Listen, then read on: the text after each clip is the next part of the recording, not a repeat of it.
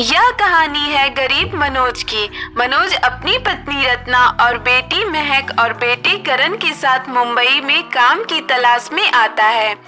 मनोज मिट्टी के सुंदर सुंदर बर्तन बनाता था और दिवाली आने पर वह मिट्टी के दिए बनाता था। उसकी खूब बिक्री होती थी।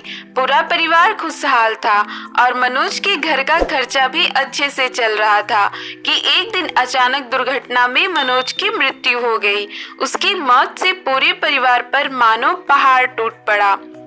हे भगवान, ये क्या हो गया? अब हम क्या करेंगे? हमारा गुजारा कैसे चलेगा?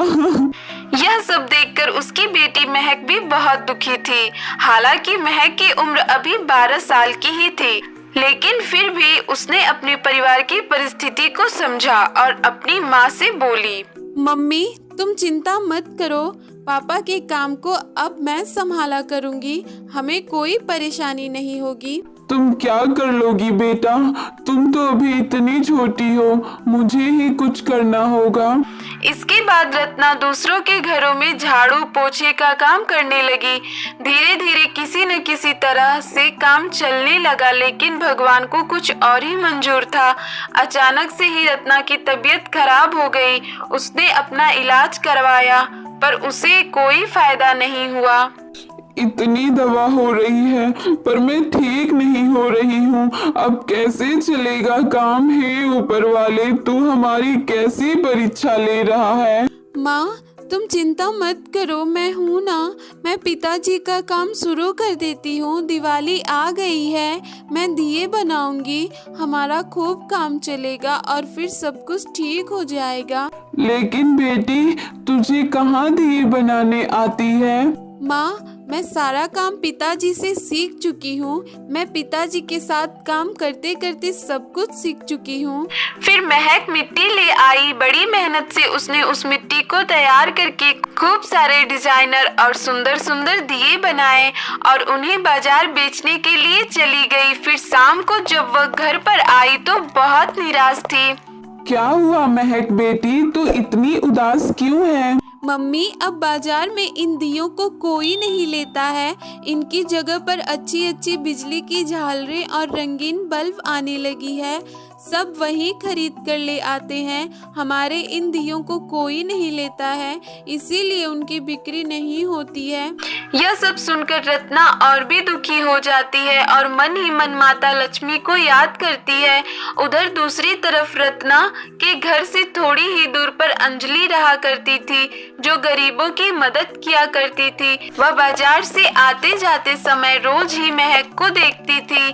आज भी सुबह जाते समय उसने महक को दिए की दुकान लगाते हुए देखा था और शाम में जब अंजलि वापस घर आ जाती है तो फिर देखा कि महक उदास बैठी थी। उसने महक से पूछा, क्या हुआ छोटी, तुम इतनी उदास क्यों हो? यह सुनकर महक दुखी मन से बोली, दीदी मेरे एक भी दिए नहीं बिके हैं। लोग बिजली की झालर लाकर लगाते हैं। मैंने बाजार में अपनी दिए की दुकान लगाई थी तो वहाँ के दुकानदारों ने मुझे वहाँ से भगा दिया और कहे कि तुम कहीं और जाकर अपनी दुकान लगाओ। तो मैं यहाँ बाजार से दूर बैठी हूँ, इसीलिए लोग यहाँ आते ही नहीं। दूसरे लोगों के मन में एक बात और भी है कि वो अपने स्टैंडर्ड पर ध्यान देते हैं, इसीलिए वो सब बड़ी दुकानों पर जाते हैं और मेरे पास नहीं आते हैं। उन्हें गरीब की फुटपाथ की दुकान पर आने में शर्म आती है। यह कहकर महक रोने लगती है, जिसे देखकर अंजलि को उस पर बहुत दया आ गई। महक अपना सारा सामान अपने घर लेकर जाने लगी। तभी अंजलि बोली, चलो मैं भी तुम्हारे साथ चलती हूँ, शायद मैं तुम्हारी कुछ मदद कर सकूँ। अंजलि महक के साथ उसके घर गई। महक की माँ की हालात देखकर अंजलि तो दंग रह गई। अंजलि महक के घर में चारों तरफ देखी तो उसे महक के घर में कोई सामान नहीं दिखा। बस उसकी बीमार माँ लेटी हुई थी और घर में खाली बर्तन पड़े थे, जिन्हें देखकर लगता था कि कई दिनों से उनमें खाने को कुछ नहीं बना था। तभी महक का छोटा भाई करण ने बताया, दीदी आज सुबह से घर में खाने के लिए कुछ भी नहीं है और माँ की भी तबीयत बहुत खराब है, लेकिन घर में एक भी पैसा नहीं है जिससे कि इनकी दवा आ जाए। इतना कहकर करण भी रोने लगा। यह सब देखकर अंजलि और दुखी हो गई। फिर उसने कुछ रुपए महक को देना चाहा तो महक बोली, नहीं दीदी, मैं ये रुपए नहीं ले सकती, ऐसे मुझे अच्छा नहीं लगता। इससे तो अच्छा होता मेरा ये सामान बिक जाता। उसमें अगर आप मेरी मदद कर सकती हैं तो कर दीजिए।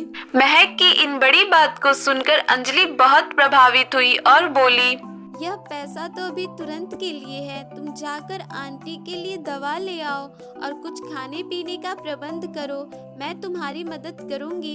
इसके बाद अंजलि रत्ना को दवाई दिलवाई और उसके खाने पीने का सामान ले आई। फिर अंजलि ने महक के पूरे घर की वीडियो बनाई। फिर उसने महक के द्वारा बनाए डिजाइनदार दिए का फोटो लिया और वह अपने घर चली गई। फिर उसने वह फोटो सोशल मीडिया पर अपलोड किया और हैशटैग दिया स्वदेशी अपनाओ उसने आगे लिखा, हम विदेशी चीजों को लाकर अपने देश का पैसा विदेशों में भेजते हैं और हमारे यहाँ के लघु उद्योग खत्म होने वाले हैं। हमें अपनी संस्कृति पर गर्व करना चाहिए, क्योंकि जब भगवान राम रावण से युद्ध जीतकर अयोध्या वापस आए थे तब उनके आगमन में देसी घी के दिए जलाए गए थे, बिजली की झालरें नहीं। अगर हम अपने देश से प्यार करते हैं तो इस दिवाली हम लोग मिट्टी के दिए जलाएंगे और अपने देश के लघु उद्योग को बढ़ावा देंगे। इसीलिए आप सभी से यह अनुरोध है कि आप सभी हमारे इस मिशन स्वदेशी अपनाओ के साथ आएं और इस बच्ची से डिजाइनर दीपक खरीदें। इसके बाद अंजलि ने महक की दर्द भरी कहानी की वीडियो अपलोड कर दी और महक का पता लिख दिया। रातों रात वो वीडियो वायरल हो गया। अगली सुबह लोग बड़ी संख्या में महक की दुकान पर आने लगे और देखते ही देखते महक के सारे दिए बिक गए और महक को बहुत फायदा हुआ। उसके पास बहुत सारे रुपए आ गए। यह देखकर महक बहुत खुश थी। फिर महक अंजलि से बोली, ये तो कमाल हो गया अंजलि दीदी, तुमने तो जैसे जादू कर दिया है। मुझे तो लगता था कि मेरा एक भी दिया नहीं बिकेगा, लेकिन यहाँ तो ये कम पड़ गए। कोई बात नहीं, अभी तो दिवाली में 3 दिन बचे हैं, इतने में हम बहुत से रुपए कमा सकते हैं। तुम्हारे इस डिजाइनर दियों की बहुत डिमांड है, तो ऐसा करते हैं कि हम कुछ मजदूर रखकर ढेर सारे दिए बनवा लेते हैं। जैसा आप ठीक समझो दीदी। इसके बाद अंजलि कुछ मजदूरों की मदद से महक के साथ मिलकर ढेर सारे दिए बनाई और दीपावली वाले दिन तक सभी दिए बिक गए। फिर महक अंजलि से बोली, अंजलि दीदी, आपने मेरी बहुत मदद की, आपकी वजह से मेरी दिवाली बहुत ही अच्छी मनेगी। इसके साथ हमने यह भी सीख लिया है कि हमें देश के रोजगार को बढ़ाना है, स्वदेशी अपनाना है। अब तुम्हारे इस डिजाइनर दिए की खूब डिमांड रहेगी। इसके साथ ही अच्छे अच्छे डिजाइनर बर्तन भी बनाओ और तुम्हारे इस काम को फेमस करने का जिम्मा मेरा है। जहाँ तुम जैसी दीदी होगी वहाँ किसी की दिवाली खराब हो ही नहीं सकती। हर जगह प्यार स्नेह से दिवाली जगमग रहेगी। दोस्तों, आप सभी को दीपावली की ढेर सारी शुभकामनाएं। हैप्पी दिवाली।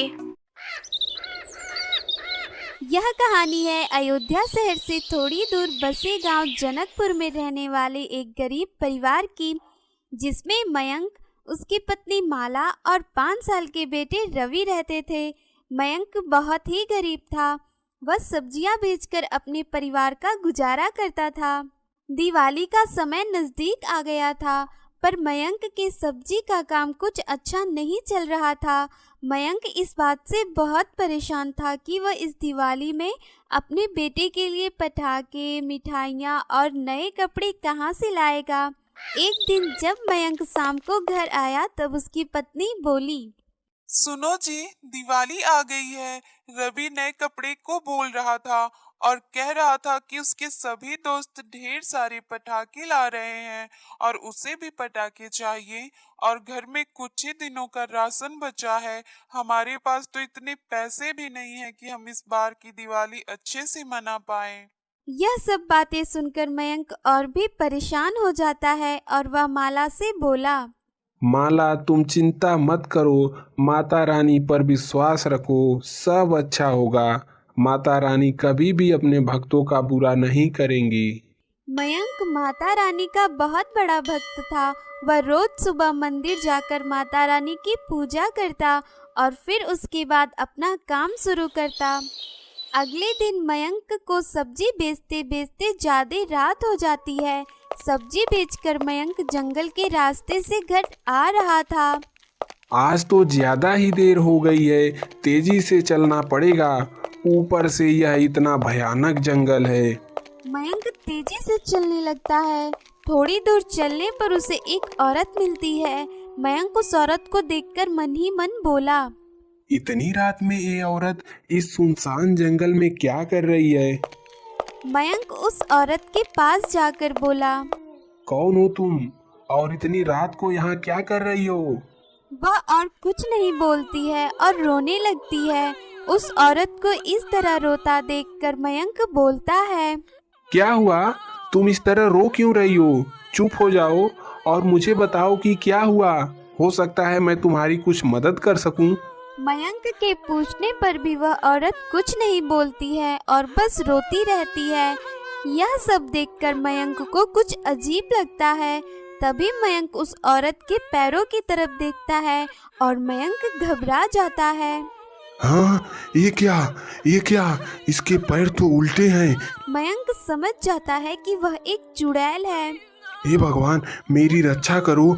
लगता है मैं आज बच नहीं पाऊंगा। मेरी रक्षा करो भगवान, मेरी रक्षा करो।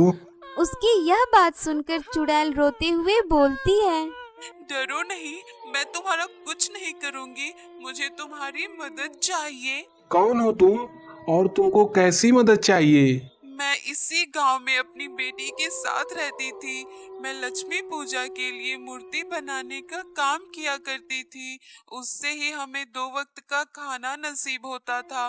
पर अचानक मेरी मृत्यु हो जाने के कारण अब मेरी बेटी अकेली रह गई है। मैंने बहुत लोगों से मदद मांगने की कोशिश की, पर सभी डरकर भाग जाते थे। केवल तुमने ही मेरी बात सुनी है।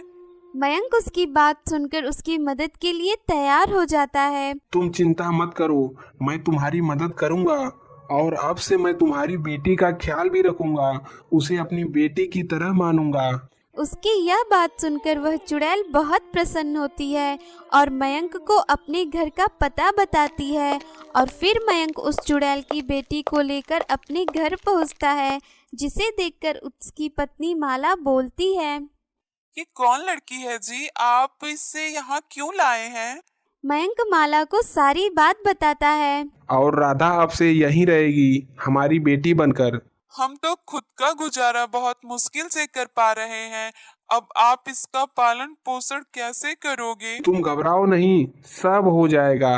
माता रानी ने हमारे ऊपर उपकार किया है, जो दिवाली के दिन हमारे घर लक्ष्मी को भेजा है। देखना, अब सब अच्छा ही होगा। राधा कुछ ही दिनों में सबके साथ घुल मिल जाती है और वह रवि को अपने भाई की तरह प्यार करती है और उसके साथ खूब मस्ती करती है। धीरे धीरे दिवाली का दिन नजदीक आ जाता है। मेरे पास तो सब्जी खरीदने तक के पैसे नहीं है। मैं कैसे अपना काम करूं? अब तो माता रानी का ही सहारा है। इतना बोलकर मयंक उदास होकर उसी जंगल में जाता है जहां उसे वह चुड़ैल मिली थी। उसके वहां पहुंचते ही वहां चुड़ैल आ जाती है। मैं तुम्हारी बहुत आभारी हूँ जो तुमने मेरी बेटी को सहारा दिया है। ये तो मेरा फर्ज था, इसी को तो इंसानियत कहते हैं। पर अब मुझे तुम्हारी मदद चाहिए। बोलो, मैं तुम्हारी क्या मदद करूं? कल दिवाली है और मेरे पास बिल्कुल भी पैसे नहीं है कि मैं दिवाली मना सकूं। ना ही मेरा काम धंधा अच्छा चल रहा है। क्या तुम मेरी मदद कर सकती हो? बस इतनी सी बात। तुम अपनी दुकान पर जाओ, सब अच्छा हो जाएगा। चुड़ैल की यह बात सुनकर मयंक वापस अपनी दुकान पर चला जाता है। बाजार जाकर उसने देखा कि उसकी दुकान पर ढेर सारी सब्जियां और फल से भरी पड़ी है। यह सब देखकर मयंक बहुत आश्चर्यचकित होता है। अरे वाह, इतने सारे फल, इतनी सारी सब्जियां, यह सब कैसे हुआ? जरूर ये उस चुड़ैल की जादू का असर है। देखते ही देखते उसके दुकान पर लोगों की भीड़ जमा हो गई और कुछ ही देर में उसके सारे फल और सब्जी बिक जाते हैं और उसे बहुत पैसे मिल जाते हैं, जिसे पाकर मयंक बहुत प्रसन्न होता है और वह ढेर सारी मिठाइयाँ और पटाखे तथा सबके लिए नए नए कपड़े लेकर घर पहुँचता है, जिसके बाद वो सभी मिलकर खुशी खुशी दिवाली मनाते हैं। दोस्तों, आप सभी को कहानी कुंज टीवी की तरफ से हैप्पी दिवाली और इस दिवाली के पावन अवसर पर कहानी कुंज चैनल को सब्सक्राइब जरूर कर लें। धन्यवाद।